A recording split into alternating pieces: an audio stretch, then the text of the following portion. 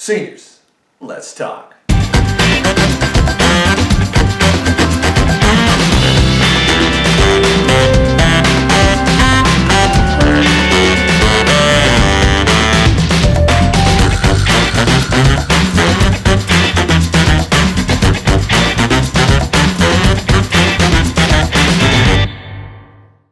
Welcome back.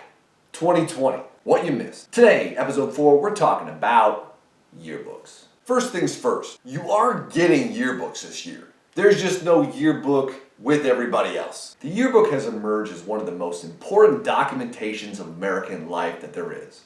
Generation after generation of high school yearbook have been published, widely read, celebrated, read again by the next generation, and have documented various things. One of the reasons why yearbooks take the place in society that they have is because they are concise and they document things very well from a lot of different perspectives. So let's address the three main purposes of the yearbook, shall we? Let's go to the board. A prominent group of scholars have identified three main areas that yearbooks serve to function as. Number one, Shibuya anybody? It's a roll call. A yearbook serves to document who was in your class. It also serves to be one of the most important pictures you ever take. Your senior year photo is one of those things that's widely shared. Just think about how many celebrity senior photos you've seen out there.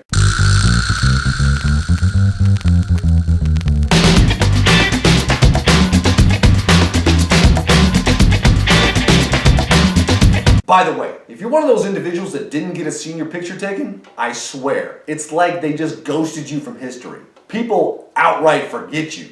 Second, memories. One of the things yearbooks do a very good job at is showing a lot of what was going on in the high school at the time. And third, nostalgia. Especially as you look back, yearbooks often create a very rosy picture of what happened at that time.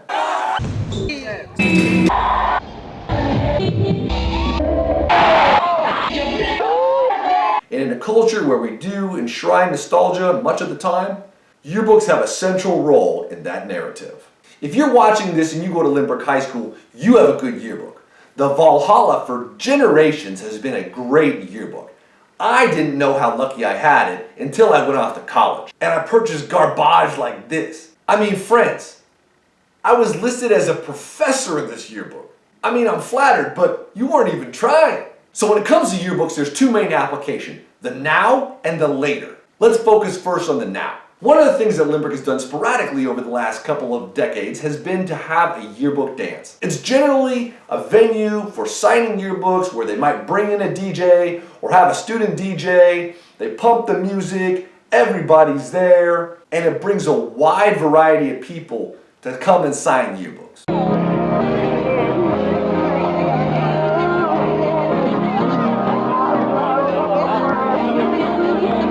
A lot of times when you get your yearbook in school, you'll immediately get your own personal friends to sign it, and you may also get a lot of classmates. But it may be difficult to lug a sizable yearbook around all during your graduation week everywhere you go. So when possible, the yearbook dance is a great event. In fact, I'll go ahead and rate it as one of my senior events, because I think it is a unique and super easy thing to do and really elevates what you get out of a yearbook in the short term.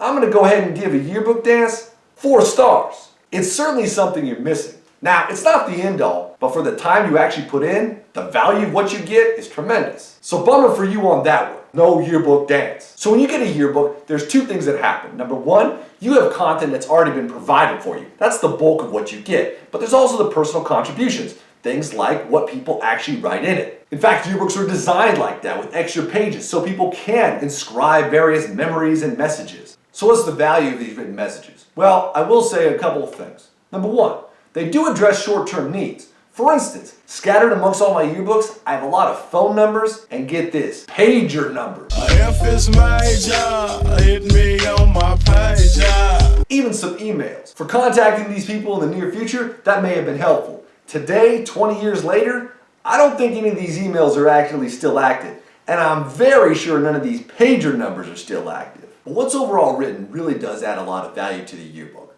So let me introduce you to the Jeff Bale tutorial on how to write an effective yearbook inscription. For all those times when someone comes up asking for you to sign their yearbook and you just don't know what to write. Okay, so let's say it's a good friend. This is the never fail. First off, write their actual name. Follow that up by saying, how is my homeboy or homegirl nickname doing? State how long you've known them. Reference how epic some activity was that you did with them was. Promise that this summer will be the best, and then mention partying at a cool person's house. Back with a basic acquaintance. Now, if you don't know their name, just look around in the yearbook till you find it, then put it down. Start off with a nickname. Even if you don't have a nickname for them, just make one up on the spot. You're gonna ask another question immediately. Some basic question like, wow, can you believe how fast time flew? No one cares about that, but it stalls. You insert any teacher's name that you had a class together and say, that class was crazy. Why? Because the word crazy can literally mean anything out of context. Good luck next year at, and then enter the college they're going to go to. If they're not going to college, just say things like, good luck next year at life, I don't know. And then have some sort of mutual association, 2020 forever, or Limbrook forever, or humans forever. You're on your way to get your side bay to write in your yearbook, and boom, out of nowhere, a question mark hits. This person, you don't have the slightest clue who they are, but they apparently know you. Here's what to do. First, hit them with a greeting. The greeting is best if it's in another language, and even better if that foreign language is fake. Then, you say, wow, it has been real. Because honestly, when has it ever not been real? Hit them with back-to-back questions, both totally meaningless but very broad. Then, you write something that's indecipherable. Boom, hit them with another question, almost as broad as these ones up here. You're gonna reference how you're somewhat incapacitated at the time. You don't need to say why you're incapacitated, but something is really keeping you from getting your clear mindset out. Then, you slam your high school and just tap into that general anti-school sentiment, and off you go. They never gonna know what hit them.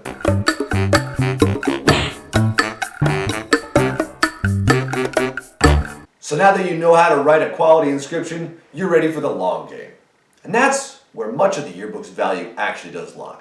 The band Bowling for Soup has a great song called High School Never Ends. And I couldn't agree more with the sentiment of that song. There are some things from your high school career that will never escape you. For instance, the quarterback for the football team during my year, he's still known as the quarterback. The yearbook serves to reinforce some of these notions we already have about people. And that's why what is put in the yearbook ends up being such an important portrait of who we are to be remembered. Some of the things the yearbook does a great job at is, of course, looks at the time, fashions in terms of hair and clothing, definitely, but they also tell us how we're feeling. Some of the things that I always find most interesting are senior quotes and, most importantly, senior superlatives. Senior quotes are kind of interesting. Some date themselves badly, and some are deep and inspiring, and most I just don't understand because they're inside jokes. For what it's worth, mine is, see you at the crossroads, love to the Viscount.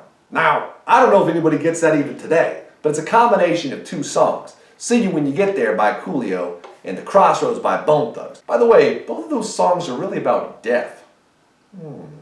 Not sure what that says about me.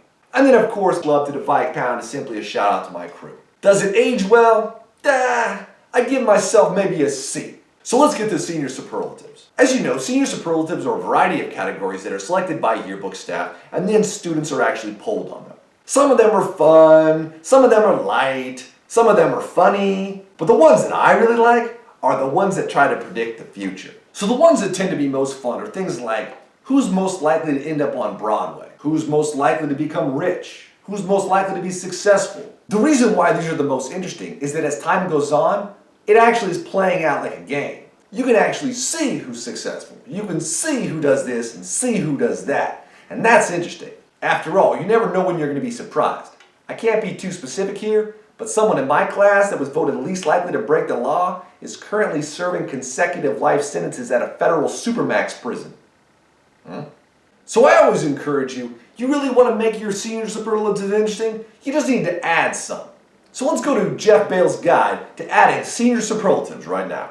Okay, so you got your superlatives right here. That's all great. We all love these things. But let's try to make our own, shall we? So why don't we just turn to the back over here. We're going to go way to the back here. Nice clean page, okay? We're going to leave this aside just for these special superlatives. Now, you got to tell all your friends, make sure you look at my special superlatives when you sign my yearbook. Okay, here's what we're going to do. We're going to draw some boxes, friends. Yep, perfect. We actually want to drop in the actual title of the superlative. Like, boom, we got a new superlative there. Excellent. So now that we got the superlative down there, we can just put a picture in up here. Yeah, there you go. And now all your friends, they can write who they believe is going to be that winner in the same category. Okay, we get another one in there. Haha, looks good. Add another one there. Man, oh man, these are just flying off. I just love this. Here's some more superlatives. You could even put $5 wages on these things. Make it interesting. Come the 10-year reunion, huh? Most likely to be excommunicated. Most likely to file a lawsuit against the United States. Most likely to die in a tragic mishap involving a soft serve ice cream machine. Most likely to still like Kanye West in 10 years. Most likely to run for office, get elected, become involved in a massive scandal, resign, and then open a small B&B in Poconos. Most likely to be caught selling fireworks to minors. Most likely to have a battleship named after them. You done. Now you got great superlatives ready to go for your yearbook. Now that you know how to add to senior superlatives and make that a lot more interesting, let's talk about other ways you can pimp out your yearbook. As I've said before, Valhalla, wonderful, incredible yearbook. But we just gonna add a few more things to it. Okay, pay attention, folks. 5 ways to hook up your yearbook. Things that you can do. Easy ones. Okay, number 1 here. The first thing you should do is you should put a bunch of guesses for guess the first. What I mean here is by create a list somewhere in your yearbook where you guess the first time that somebody in your class will do all sorts of things.